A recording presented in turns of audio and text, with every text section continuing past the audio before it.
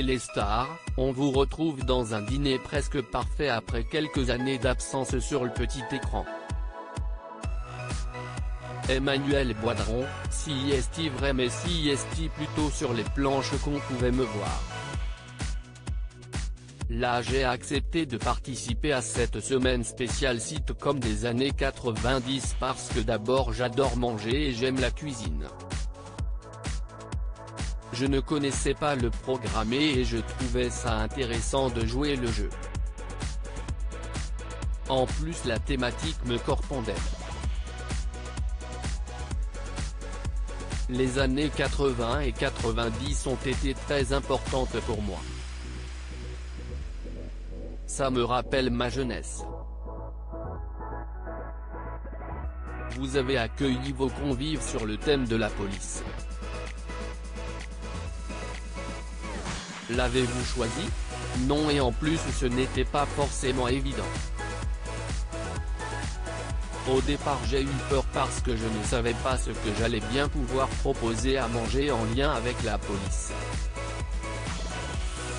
D'autant plus que je ne connaissais pas les goûts de mes invités, Cyril Aubin, Manuela Lopez, Masha Polikarpov et Patrick Puigdebas.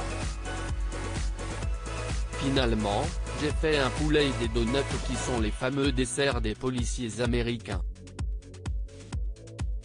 Je n'aurais peut-être pas dû me lancer là-dedans parce que ce n'était vraiment pas une réussite, rire. C'était une référence à la série Navarro. Oui, si est-il certain. J'y pense tout le temps et c'était aussi une façon de rendre hommage à Roger Hanin. Il aimait beaucoup la cuisine méditerranéenne, donc même faire du poulet pour moi c'était pour lui. J'ai joué dans Navarro durant plusieurs années et cette série a beaucoup compté pour moi et que j'ai beaucoup aimé. Roger Hanin était vraiment comme un deuxième père. Je ne garde en mémoire que des souvenirs de partage, de voyage, de tournage. Comment avez-vous appréhendé la compétition? Le plus difficile c'était de noter chaque personnalité. Il y a des gens comme Cyril Aubin qui mettent tout leur cœur dans la cuisine. Les gains remportés seront reversés à une association. Tout à fait. Pour ma part, même si je suis marraine de plusieurs associations, si je remporte le jeu, je reverserai mes gains à la Fondation Claude Pompidou qui accompagne les personnes fragilisées par la maladie, le handicap et le grand âge et elle qui lutte contre les leucodystrophies.